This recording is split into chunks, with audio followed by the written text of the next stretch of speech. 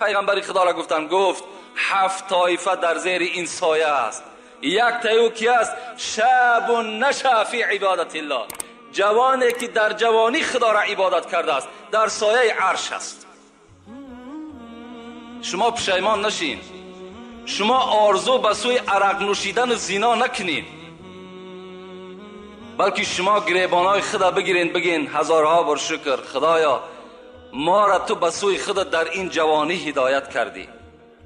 هزارها بار شکر گفتن، نماز شکرانه بخوانین، زیرا بسیار پیرانسالایی هست الحال که میگویند چرا در جوانی ما نکردیم. این افسوس را در پیری میخری، اگر به شرط با را به پیری برسی دیگر فایده ندارد. حرکت کنین، هیچ کار صد راه شما را نگیرد، در هیچ فتنه و در هیچ ترس و وهم داده نشین، بلکه راه خدا را پیشه بگیرین، انشاءالله شما نجات میابین. عبدالرحمن ابن عوف خدا رحمت و مغفرت کند، بهترین صحابه پیغمبر خداست.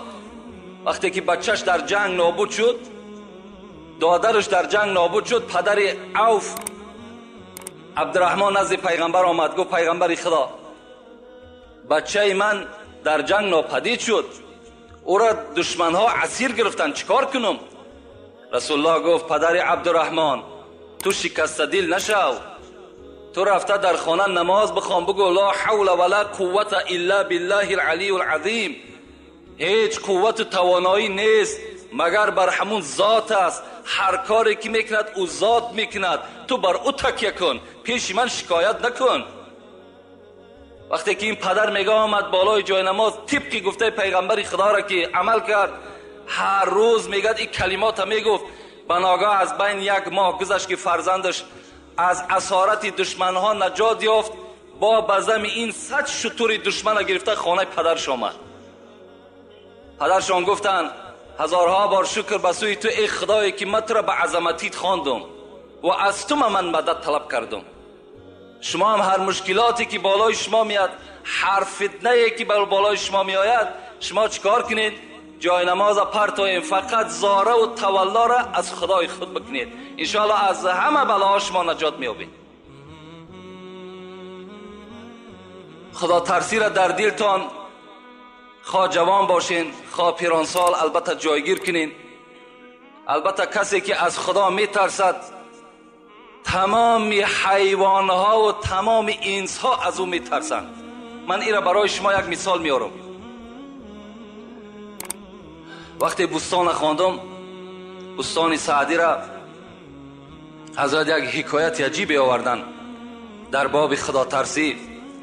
تماشا کنیم، همین عملی که شما الحال کردین، به نماز جمعه که میآیین، این خود خدا ترسی هست، این علامت خدا ترسی است. و الا رفیقای شما هم در پهلوی شما در همون کارخانه‌های کار میکردین، همونجا کار کرده ایستادن، لکن شما را چی؟ ترس خدا و ایمان شما گرفته بر همین مسجد بر وقت آورده رسانید. این ایمان شماست، این ترس خداست. حضرتی را در نظم ادرارت حکایت کنند از بزرگان دین، حقیقت شناسان عین الیقین. سعدی میگوید این حکایه‌ای که من بر شما میکنم این افسانه نیست، بلکه این را حقیقتی دارد، بلکه این در تجربه حیات انسانها گذشتگی هست. آیا این چی حکایت است؟ شما گوش کنین نگید، این حکایت بیهوده نیست. حکایت کنن از بزرگان دین، حقیقت شناسان عین الیقین، که صاحب دل بر پلنگ نشست، همه رفت رهوار و مار بدست.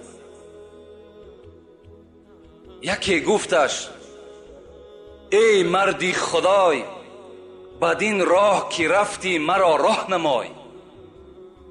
یک صاحب دل، یک خدا ترس مثل شما در بالای پلنگ میگه سوار بود، مثل ما و شما خر و اسب سوار میشیم به آسانی، او صاحب دل پلنگ به آسانی سوار شده است و در دستش یک درنده دیگر مثل مار حرکت کرده رفتیسته.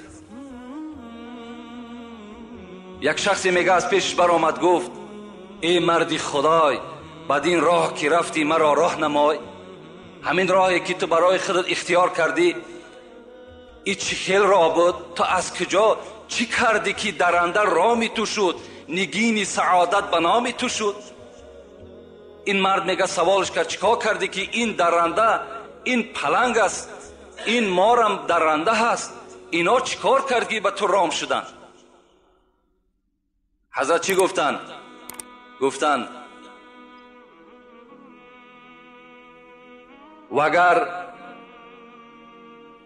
ور پلنگم زبون است و مار، وگر پلنگم زبون است و مار،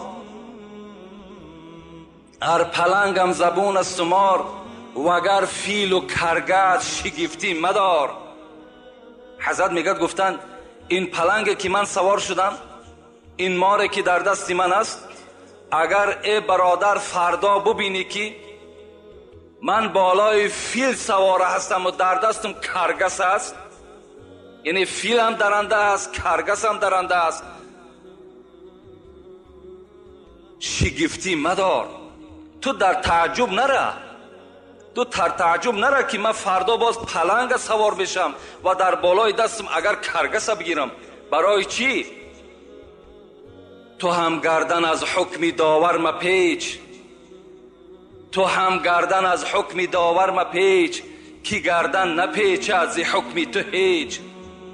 اگر تو هم ای برادری که سوال کننده هستی، اگر مثل من تم از گردن از حکم داور نپیچی، تو هم اگر پیروی قرآن و پیروی حدیث های پیغمبرت باشی، تمام این درنده ها به تو رام می شوند، همه این درنده ها به تو تسلیم می شوند، در صورتی که اگر تو چی باشی؟ از حکم خدای خود گردن نپیچی، همه اینا رامی تو می شوند.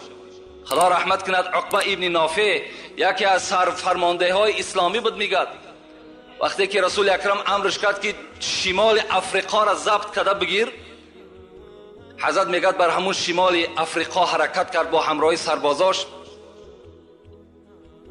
وقتی که به افریقا رسید، یعنی افریقا میگه ما و شما، وقتی که به اون موضع رسید، یکی از سربازای خود روان کرد، عسکری خودش گفت پیشکی برو کنی نظر کن که یگان موضع خوب برای ساختن خانه باشد مرا خبر بده، آنجا ما برای شما خانه میکنیم، از آنجا حمله بعد به سوی شمال افریقا میکنیم. حضرت میگر آمدن، این عسکر آمد میگر نظر کرد، یک جای خیلی موافق دید، گشت آمد پیش عقبه، گفت عقبه یک سرزمین دیدم به نهایت موافق است برای خانه، لیکن به نهایت شیر، پلنگ، شغال و مار عفیش به نهایت زیاد بود. حضرت گفتن من اونجا میرم. انسان از خدا که میترسید از درنده چرا بترسد؟ آمد میگد از پیش همون جنگل ایستاد و گفت ای گروه شیرا، ای گروه پلنگ ها، ای گروه شغال، ای گروه مار عفی، شما میدانید من کی هستم؟ من عقبه ابن نافع هستم، من از خدا میترسم، من پیرو قرآن، پیرو حدیث های پیغمبر خدا هستم. بر شما بر نرمی میگم همه تان این سرزمین را ترک کنین که ما اینجا خانه میسازیم. حضرت میگد بلند این آواز داد، عسکرها در تعجب افتادند آیا این حرف عقبه را میشنود؟ میگه از بین یک ساعت گذشت، به خدا قسم میگد پلنگ از پسش چند بچه دارد، شیر از پسش چند بچه دارد، مارایی که چند بچه دارد، میگد سله سله از همون موضع میبرامدن. سربازا تعجب شدن، گفتن همشون برآمد عقبه بین حمله میکنیم، همشون میکشیم. نه، گفت من به اینها مراجعت کردم، همچون یک بنده خدا ترس به اینها مراجعت کردم، اینا میدانند که عقبه از خدا میترسد، از این خاطر این سرزمین برای ما و شما ترک کردن تا که ما و شما اینجا خانه بسازیم. بین یعنی حضرت گفتن حکایت کنن، این حکایتی که من کردم سعدی میگد این حقیقت دارد که این از دوره پیغمبر خدا را صحابش به وجود آمدگی است. نظر میکنیم به خدا ترسی حضرت عمر. یک خدا ترسی از حضرت عمر را به شما میگم، بعدا انشاءالله موضوع خودمان آغاز میکنیم. حضرت عمر خدا رحمت و مغفرتش کند که بی نهایت ما عاشق عمر هستیم. عمر را بی نهایت دوست هم می‌داریم، زیرا که تمام وجودش از خدا میترسید، بی نهایت از خدا میترسید. رسول اکرم بیهوده نگفتند لو کان بعد نبی لکان عمر ابن الخطاب. اگر پیغمبری ختم نمیشد هر آینه بعد من پیغمبر عمر بود. این گپ نمی گفت. عمره که رسول اکرم قصر او را در جنت دیده بود و حتی گفت من داخل قصر تو نشدم زیرا که غیرتی تو بالای من غلبه کرد. همان عمره که یفر من ذله الشیطان. رسول اکرم گفت عمر تو وقتی ره میگردی شیطان از سایه تو میترسد، برای که تو از خدا میترسی. همین عمر عادت داشت که شبها در همان محله مدینه، در شهر مدینه سیر کند، تا بروز خواب نمیکرد.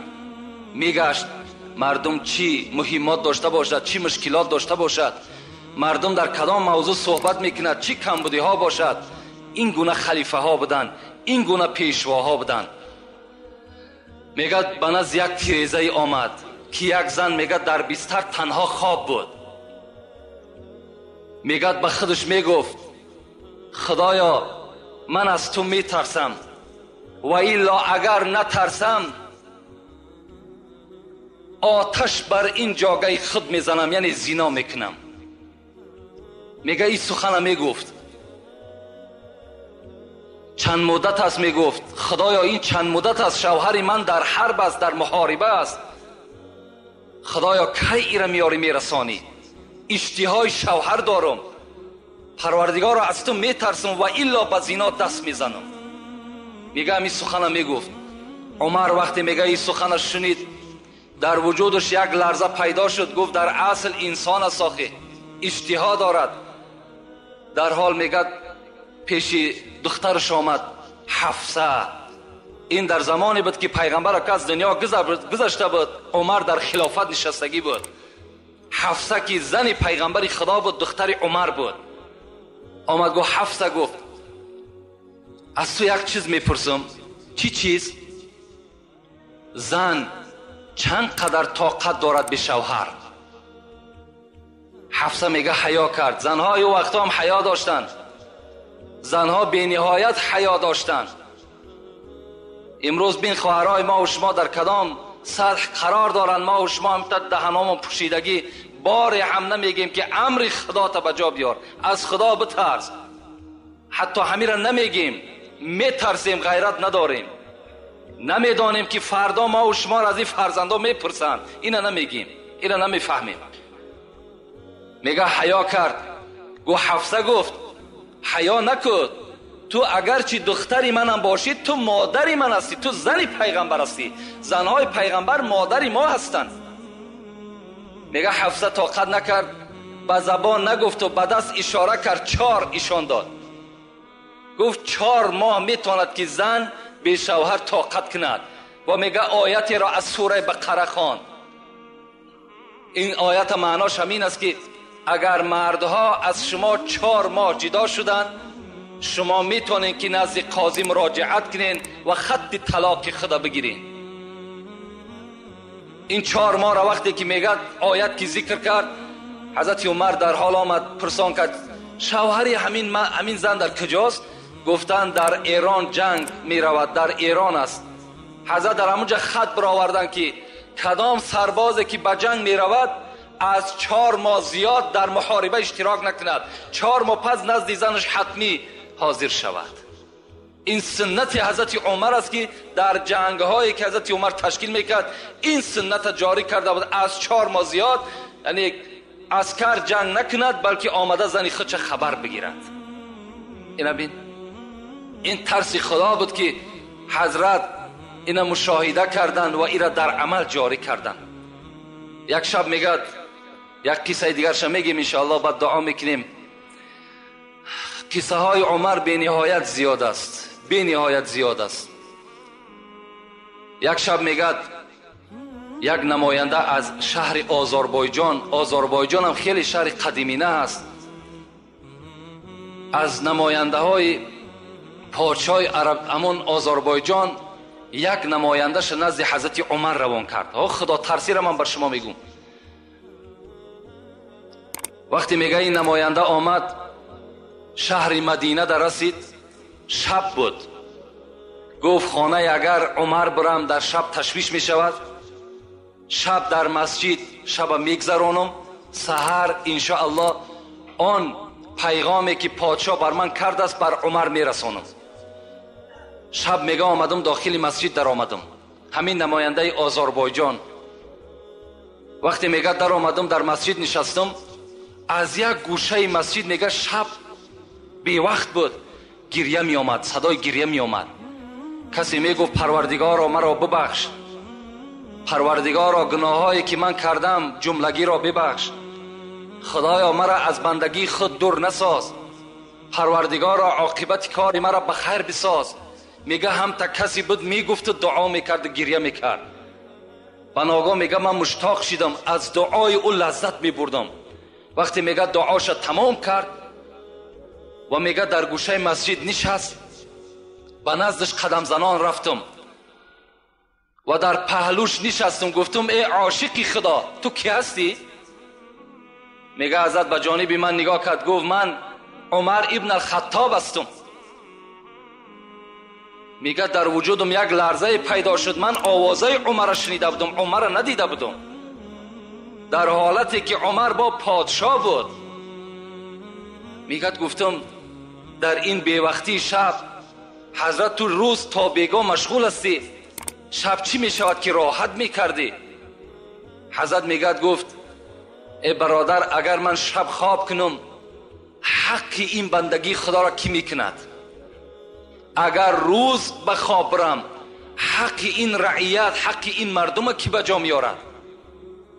برای پسر خطاب خواب شب خواب روز حرام است. حضرت میگه هم تا مراجعت کردن تا به روز میگه صحبت کردیم، سحر میگه بامداد یک جایه باز در همون مسجد خواندیم و میگه به جانب من گفت یگان پیغامی داشتی؟ میگه گفتم من از آذربایجان آمدم، از پادشاه خود یک هدیه برای شما آوردم، او را میخوام که به شما تسلیم کنم. حضرت عمر گفتن خوب میشود که خانه بریم، در خانه من شما را مهمانداری میکنم، هر پیغام و هر هدیه‌ای که داری اونجا من از شما قبول میکنم. حضرت دستی او را گرفتن، میگه به خانه آمدن. وقتی در خانه در آمدن، اون زمان میگه زن حضرت عمر دختر علی بود، ام کلثوم.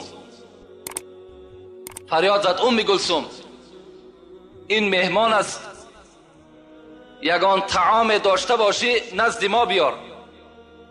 ام کلثوم میگه صدا داد عمر در خانه به جز نان خشک و کمی از ملخ پختگی دیگر چیزی نیست.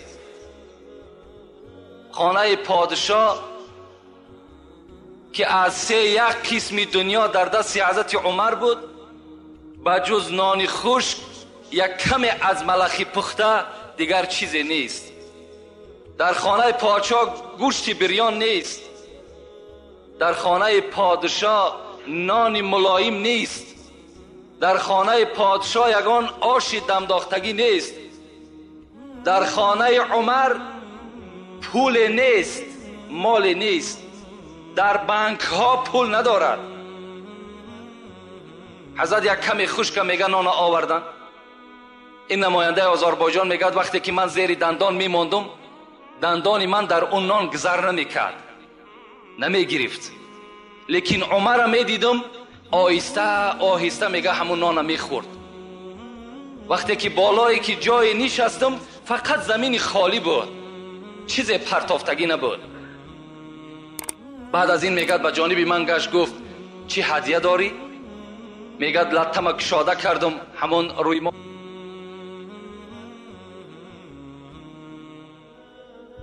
گویی هست که بغیر در شهر آذربایجان دیگر در هیچ جا پخته نمیتونند. اینا فقط کیبانوهای آذربایجان پخته میتونند و اینا فقط پادشاه ها میخورند، دیگر هیچ کس نمیخوره.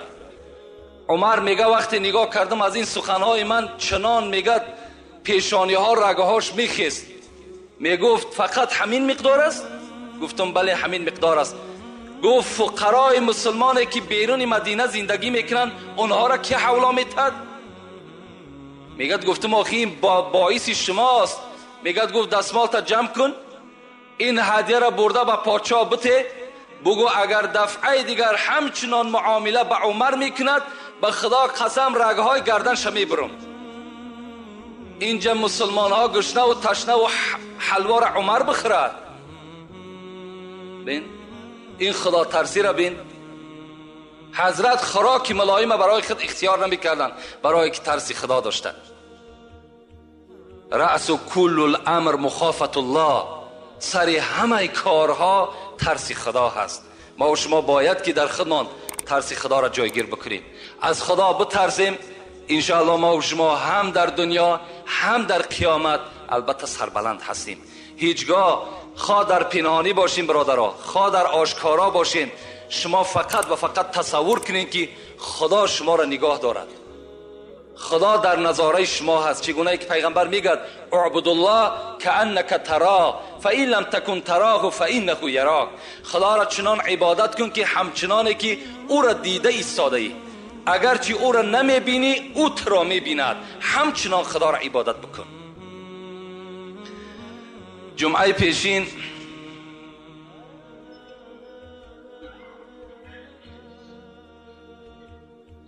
موضوع ما و شما درباره مرگ بود و شدت مرگ بود.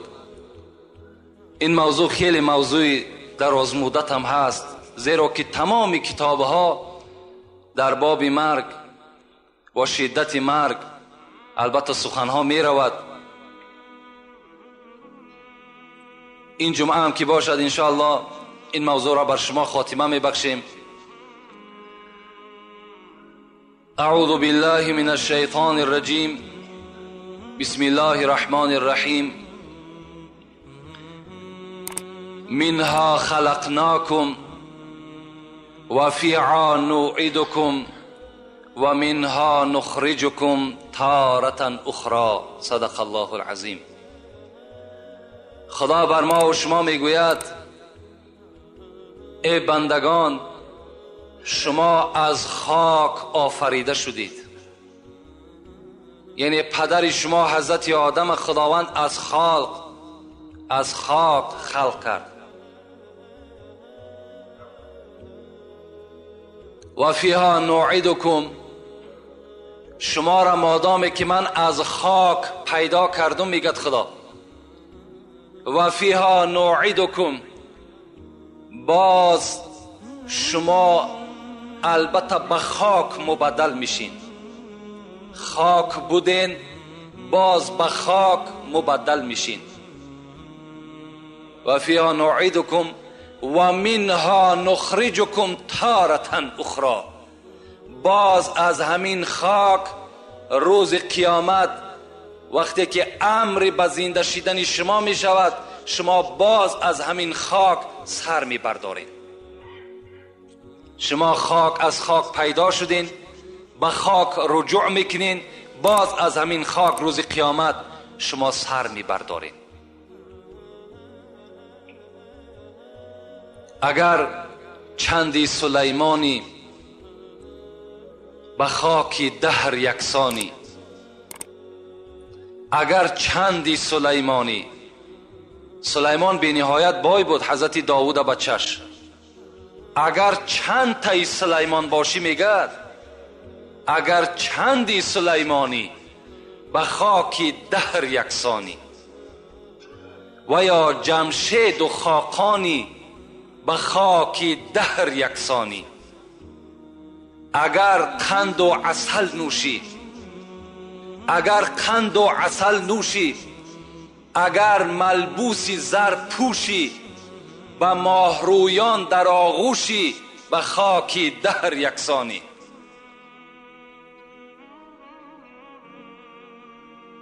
اگر قند و عسل نوشی، اگر ملبوسی زر پوشی، به ماهرویان در آغوشی، به خاک دهر یکسانی. اگرچه فرد دورانی، یعنی اگرچه آدم عادی هم که باشی، اگرچه فرد دورانی، به تخت خیش سلطانی، تو اندک روز مهمانی، به خاک دهر یکسانی. اگرچه شاه تورانی، اگرچه شاه تورانی، کی زور از شیر غرانی، پسند پهلوانانی، به خاک دهر یکسانی. به یاد روی جانانی، به یاد روی جانانی، جنون تو سینه بریانی، چو بلبل گر غزل خوانی، به خاک دهر یکسانی. البته به البته از خاک بودیم، به خاک باز میگردیم، باز از خاک روز قیامت ما و شما سر میبرداریم. ایزی خاکت آفریده خاکیا هوشیار باش، خاک بودی خاک گردی در منیان هوشیار باش. البته دنیا جای ابدیت نیست، دنیا جای نیست که ما و شما ابدی زندگی کنیم. اگر از خلاصه مرگ همین ما و شما بفهمیم، همین قدر ما و شما بفهمیم که دنیا جای ابدی نیست، همین برای ما و شما کفایت کننده است. رسول اکرم میگه کفا بالموت واعظا، برای شما داملای امر معروف کننده لازم نیست. در صورتی که آدم عاقل تابوت بیند باید که عبرت بگیرد. میگه پیغمبر تابوت برای شما داملا هست، تابوت برای شما خود مولوی هست، همون خود برای شما عبرت هست. دنیا جای ابدیت نیست. زمان پیغمبر خدا بود، رسول اکرم میگه دایم نماز با جماعت که میخواند، پس میگشت به سوی مردم نمازخانه ها را نگاه میکرد و میپرسید فلانی کجاست، فلانی کجاست. یک مرد و زن بی نهایت در پشت رسول اکرم دائما نماز با جماعت ادا میکرد. یک روز میگه رسول اکرم بین این موی سفید و این عائله موی سفید که کمپیر بودن، اینها حرکت کننده به سوی نماز جماعت بودن. امروز خدا ما و شما را تن صحت داده است، سلامتی خوب داده است، مسجدهای کشاده که باز میگم غنیمت هستند، اینها را داده است. ما و شما به این قدر نعمت خدا نمیرسیم. باز خدا رحمت کند عمر، سخنم کمتر بیرون از موضوع می شود. دورای حضرت عمر بود. حضرت میگد وقتی که پهلو گشتن نگاه کردن که یک مرد در جماعت نیست، میگه گفت فلانی کجاست؟ گفتن فلانی بیمار است. حضرت عمر وقتی میشنید که فلانی بیمار است میرفت تفتیش میکرد در اصل بیمار است یا نه. میگد وقتی که شنید بیمار است خیست، میگه خانهش رفت، خانه همون مرد رفت، میگه درش تق تق کرد، گفت فلانی؟ میگه از داخل آواز داد لبی و میگه آمد در کشاد. وقتی عمر دید لرزه در وجودش پیدا شد. میگه ناگفته عمر گفت من سبب نیامدن جماعتم بیمار هستم. حضرت عمر گفت تو بیمار هستی؟ گفت بله بیمار هستم. گفت لعنت خدا بر تو. عمر ترا الحال گفت ای فلانی تو لبی گفتی آمدی کو؟ ترا خدا فیراد دارد حی علی الصلاة حی علی الفلاح، بیاین به سوی نماز، بیاین به سوی نجات. چرا خدا را قبول نکردی گپشه؟ چرا گپی عمر لبی گفتی؟ این عمر خطابش بود. گپی عمر را تصدیق میکنی، لبی میگوی، به نزدش میای، گپی خدا اخت قبول نمیکنی. رسول اکرم میگه پرسان کرد این موی سفید و این کمپیره که از پس من نماز میخوان کجاست؟ گفتن اینها یک پسری داشتند، اون پسر وفات کرد. این موی سفید کمپیر پاهاشون از کار ماندگی هست. او فرزند دائم اینا را پشت میکرد، می آورد در پهلوی تو میگذاشت، نمازم میخواندم، باز هوچ کرده به خانه خودش میبرد. رسول اکرم میگه به سوی صحابه گفت آگاه باشین، اگر دنیا ابدی میشد، اگر دنیا یک آدم برای خود قرار میداد و پرورش میکرد و ابدی زنده نگاهش میداد، هر آینه همین جوان خدا نمیکشت، زیرا که بی‌نهایت خدمت شایسته در حق پدر مادر کرده است. لکن دنیا ابدی نیست. این رسول اکرم برای او گفتند. ابن مسعود در حدیث ها میگوید که از نام پیغمبر خدا روایت میکند: ان احدکم یجمع خلقه فی بطن امه 40 یوما نطفه ثم یکون علقه ثم یکون مضغه.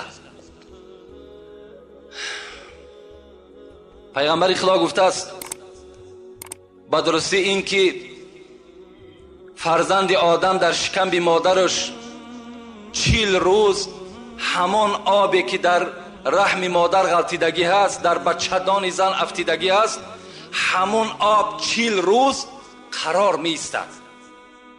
هیچ تغییرات در او آب پیدا نمی شود. ثم یکون علقه، بعد 40 روز این آب رسول اکرم گفت به خون تبدیل می شود. 40 روز دیگر خون می ماند.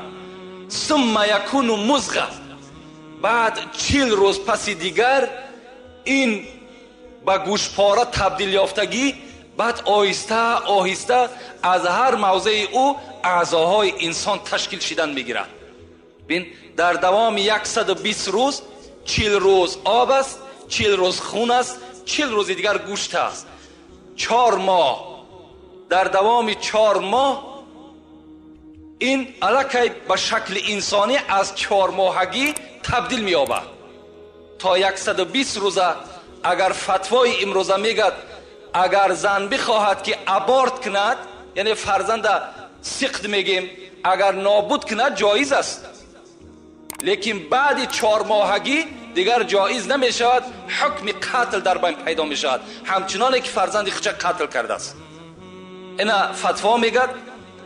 خب ثم یرسل علیه الملک فینفخ فیه الروح. پیغمبر گفت بعد 120 روز در همین جنین، در همین فرزندی که در شکم مادر است، خداوند یک ملائکه روان میکند که در او جان بدم. جان در وجود او فرزند داخل می شود و یکتب به اربع کلمات. به همین طفلی که در شکم مادر است 4 کلمه نویسانده می شود. خداوند امرش میکند اولا جان در وجود او داخل کن، بعد 4 کلمه را در تقدیر او کتابت کن. این 4 کلمه چیست؟ اجله، عمله، رزقه، سعید او شقی. بنویس که چند سال عمر میبیند، بنویس کدام عملها را در دنیا انجام میدهد و باز کتابت کن چه مقدار رزق روزی دارد و 4م کتابت کن که اینه که از شکم مادر بیرون میشود بدبخت است یا نیکبخت. این شم کتابت کن. این یک حجت از نام خدا میگیرد، او را آمده در تقدیر همون انسان چکار میکند؟ مینویسد. خب این مطلب من از این حدیث چیست؟ وقتی که انسان دم آخرش می شود، بین باز 5 ملائکه نزد جان گرفتن او می آید. یکمش داخل می شود، می گوید السلام علیک یا عبدالله، ای بنده خدا، سلام و رحمت خدا بر تو. اگر بنده نمازخوان و بنده خدا ترس باشد، هم تا معامله از جانب این 5 ملائک پیش از جان دادن می شود. می گفت است السلام علیکم ای بنده خدا، انا مؤکل به ارزاقک. اگرچه رزق رسانی تو خدا بود، لیکن من همون ملائکه بودم که او رزق به تو می آوردم می رساندم. فطلبت الارض شرقا و غربا فما وجدت من رزقک لقمه. امروز من تمام روی زمین دور زدم، لکن از ریسک تو ای بنده خدا یک لقمه دیگر نیافتم. ریسک تو تمام شد. بنده از جانب ریسکش امیدش کنده می شود، دویمش داخل می شود. من همتا سوال سلام می دهد. من کی هستم؟ من همان ملائکه هستم که بر نفسهای تو وابسته بودم، که نفسی تو را بیرون می بردم، درون می دراوردم. امروز هرچی که کافتم دیگر از نفسی تو دیگر نفس نیافتم.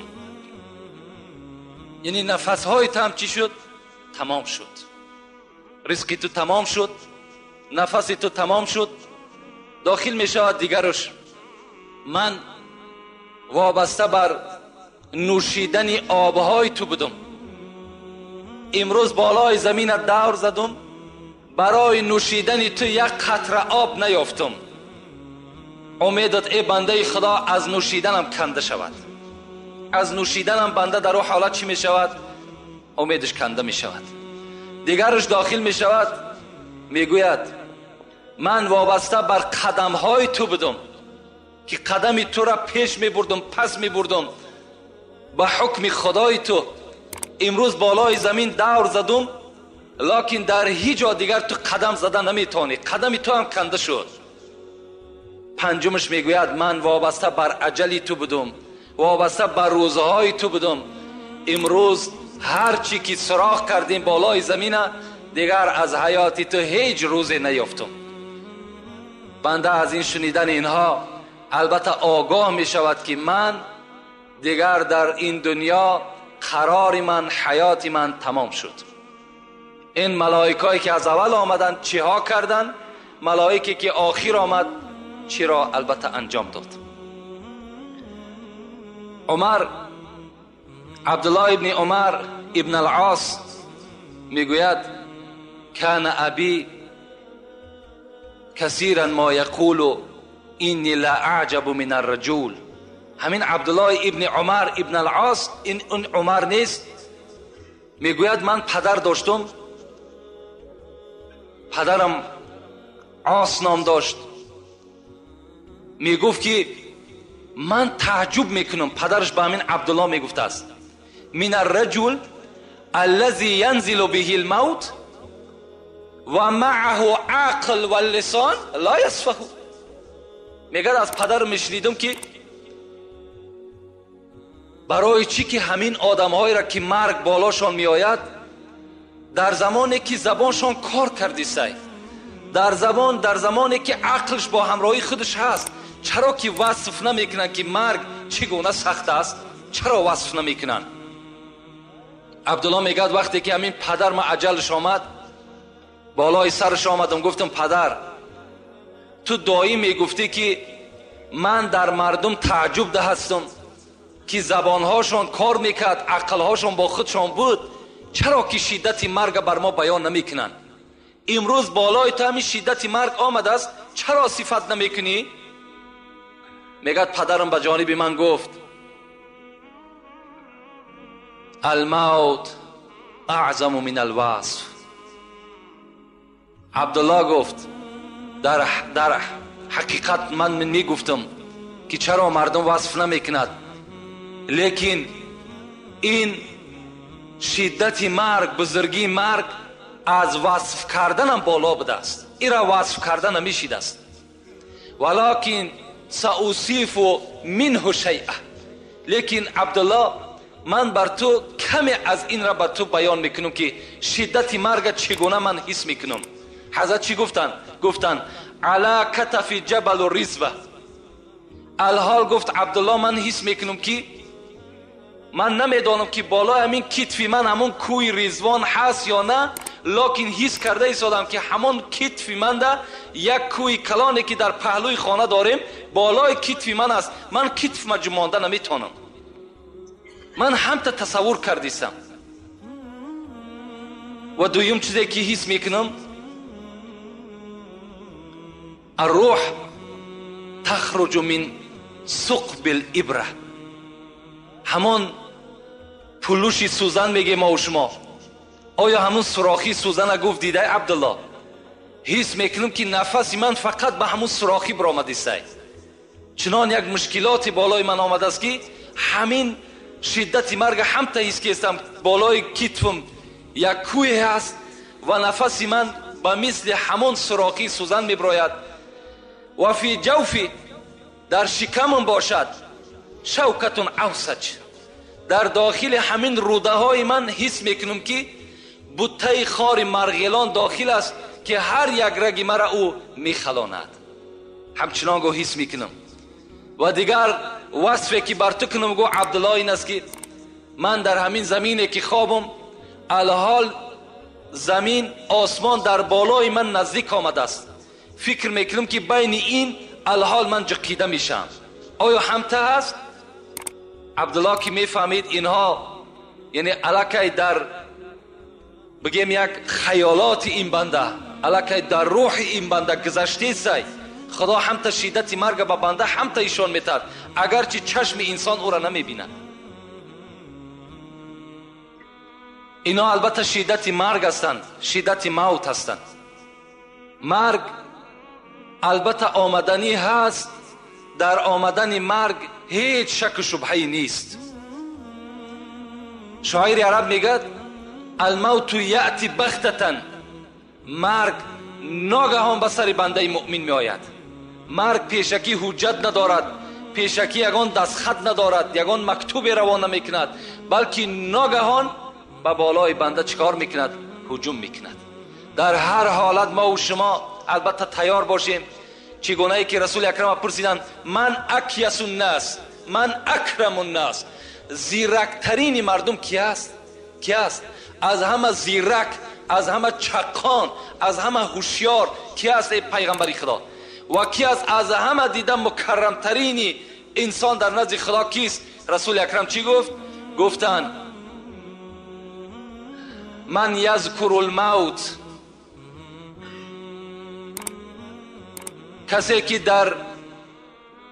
کسی که زیاد ذکر میکند موت را، کسی که بسیار به یاد خود میارد موت را، و اشدوهم استعدادا له، و از همه زیرکترین، از همه هوشیارترین بنده همونی است که اولا دائما در یاد مرگ است و دوم این که برای روز مرگش فقط توشه ذخیرت میکند، فقط جمع میکند عبادت، کارهای نیک جمع میکند تا که او یقین میداند که روز از روزها این دنیا را البته میگذرد. افسوس میخوریم دیگر فایده ما نمیکند. مرده در وقت غسل با غسال گوید این حرف با زبان حال.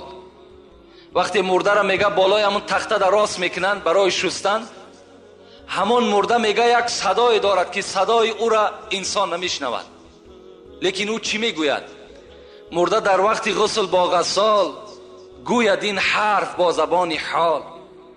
بود مثل تو تر و تازه، قوت داشتم به اندازه، همراه جسم بود جان من، مدت گفتم این و وان من.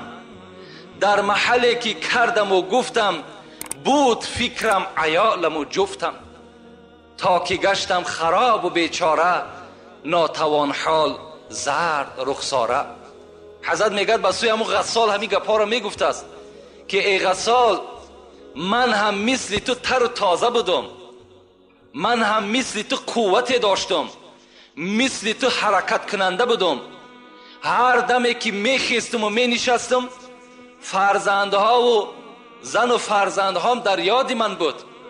حتی چنان مهنت زحمت برای من فرزند و کودکام کردم که این چهره زردی که از من میبینی همه این برای فرزند زن است. مینت ها میکردم، لکن امروز چیکار کنم که مرگ بالای من آمد و مرا بالا برای شستن آماده کردن. من خود دیگه غیرتی ندارم که بدنی خود بشم. میروم برای زیمو باریک، در دوام میگفته است میروم برای زیمو باریک، میدرایم به خانه تاریک. البته راه میرم که خیلی راهی باریک است، خانه داخل میشم که هیچ روشنی ندارد. روشنی گور چی است؟ قرائت قرآن است. روشنی گور چی است؟ نمازی با جماعت است. روشنی گور چی است؟ ترس خدا است. می روم برای زیمو باریک، می درایم به خانه تاریک. این همه در مقام می ماند، سر تنهام می فرستاند. همه آن چیزایی که من در دنیا ذخیره کردم، همه آن چیزایی را که من توپ کرده جمع کردم، همه این در مقام می ماند، سر تنها می فرستاند. سر تنهای مرا می فرستاند. در دوام گفت آنچه بگذشت وقتی جان دادن، شرح آن را خدای داند من. آن چیزی که وقتی جان دادن من گذشت، این را بجز خدا و بجز من دیگر هیچ وصف کردنش ناممکن است. آنچه بگذشت وقتی جان دادن، شرح آن را خدای داند من. بعد از این عقوبه هاست پی در پی، می ندانم چی بگذرد در وی. بعد این جان دادن من می دانم که چند عقوبه های دیگر، عذاب گور است، سوال منکر و نکیر است، گذشتن پول صراط است، دادن نامه اعمال است. آیا اینهاش چگونه بر بالای من می آمد باشد؟ اینش من نمی دانم. حضرت در آخر ما و شما را همان مرده نصیحت میکند. زنده ها که نصیحت دارند، مرده بر ما و شما چی میگوید؟ گوش باید بشنود این را. برای این سخنهایی که میگیم، برای این گوش انسانی در کار، گوش عاقلی در کار، گوش آدمی در کار که این گپ در اصل قبول کند. گوش باید که بشنود این را، بکند فکر جان شیرین را. برای این سخنها گوش در کار. گوش سر با جمله حیوان همدم است، گوش دل مخصوص نسل آدم است. برای این سخنها گوش دل لازم. گوش باید که بشنود این را، بکند فکر جان شیرین را. چشم باید عبرتش بیند، بر سر جاده عمل شیند. با چشم میبینی مرده را میشوی، با چشم میبینی تابوت را میبرداری، با چشم میبینی برده را در لحد جا میکنی، لکن تعجب آور است که خود عبرت نمیگیری. خود به خود نمیای که فردا من هم داخل این قبر هستم، من هم البته یک مرده شوی را بهر من میکابند. این شب به یاد ما و شما نمیآید. چشم باید عبرتش بیند، بر سر جاده عمل شیند. عقل باید کار فرماید، مرده را بیند و به خود آید. حضرت میگه مرده را که دیدین به خود بیاین. همون خود مرگ است. اون حالی که او برادر گرفتار است، او را مرگ هم کرده است. من بر شما نمیگم که تمنای مرگ کنید، زیرا ابو هریره روایت میکند حدیث پیغمبر خدا را، رسول الله گفته است لا یتمنى احدکم الموت. امتان من، شما مرگ آرزو نکنین. نگین که خدایا مرا تیزتر از دنیا ببر. ایرا نگین که شما گناهکار میشین. نگین که خدایا مرا تیزتر از دنیا ببر. برای چی؟ برای این است که رسول الله میگد که لعلکم یزداد، اما محسنا لعلکم یزداد. اگر تو آدمی نیکوکار باشی شاید نیکیت زیاد شود. و این کان مسیئا، اگر تو گناهکار باشی لعلکم یستعتبه، شاید که تو توبه کنی و به سوی خدا باز بگردی. از این خاطر گفت شما مرگ هیچگاه افسوسش نخورین، هیچگاه تمنا نکنین، لکن استعید للموت قبل نزول الموت. پیش از مرگ آمدن شما حتمی برای مرگ برای خودتان آماده داشته باشید. باید که تیار باشین. شما فکر نکنین الحمدلله که امروز نوابسته من بدانم که آدمی در زینه پست از دنیا میگذرد و مالدار و دولتدار و منصبدار نمیگذرد، این برای ما و شما یک افسوس است. لیکن همه میگذرد. در دنیا هیچ کس ابدی نمیماند. همه مورد سوال در نزد خدا با قرار میگیرد. این است یک مختصرا درباره مرگ و آن شدت هایی که البته دارد. باز بر شما میگم که خیلی موضوع مرگ خیلی موضوع درازی هست. برای مرگ بیان کردن شاید برای ما و شما با 2-3 جمعه دیگر لازم باشد که باز این را مفصلتر و مکملتر برای شما بیان کنیم. لیکن البته برای آدم عاقل بازگشته میگیم که همین تابوت هایی که از پی شما میگذرد همین خود همش موعظه هست، همین خود خبردار کردن است که ای انسان تیاری خطه ببین که فردا نوبت تو هست. و آخر دعوانا ان الحمد لله رب العالمین. پروردگارا از ثواب و از اجرهایی که در این موعظه موجود است خدایا بر این گوش کننده ها و بر رسانه